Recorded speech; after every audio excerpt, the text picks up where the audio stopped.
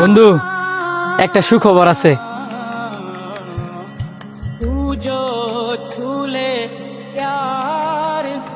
বন্ধু কি সুখবর শুনি? এই দেখ আমার পাসপোর্ট হয়ে গেছে, সামনের সপ্তাহে আমার ফ্লাইট।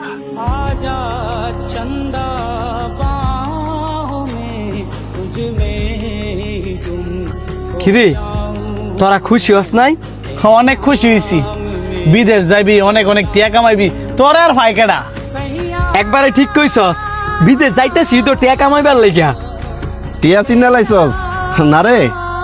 টিয়া চিহ্ন লাগতো না, ভবিষ্যৎ গড়তে গেলে তো টিয়াই দরকার। শুনছ স্যার কথা? হ্যাঁ গাঙ্গো টিয়ার কথা শুনায়। যে শান্ত কিনা আমগরে রাইখা একা কোথাও ঘুরতেই যায় নাই, আর হে শান্ত কিনা আমগরে রাইখা মাইলের পর মাইল দূর প্রবাসে যাইব গা। আর স্যারের দিকে তাকায় দেখ, কষ্টের কোনো ছাপ হই নাই। থাকবো কেমনে? আমরা না বন্ধুর মতো দেই, ভাইয়ের মতো দেই, আর হ্যাঁ নাম করে বন্ধুর মতো দে, নাম করে ভাইয়ের মতো দে। হ্যাঁ যদি আঙ্গরে ভাই বন্ধু মনে করতো তাইলে কি আঙ্গরে না জানায় তলে তলে এত কিছু করতো?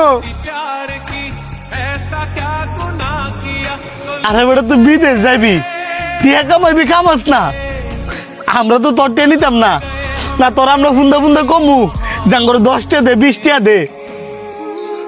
তুই আমাকে বন্ধু ছোটবেলাতে এক লোকে চলছি,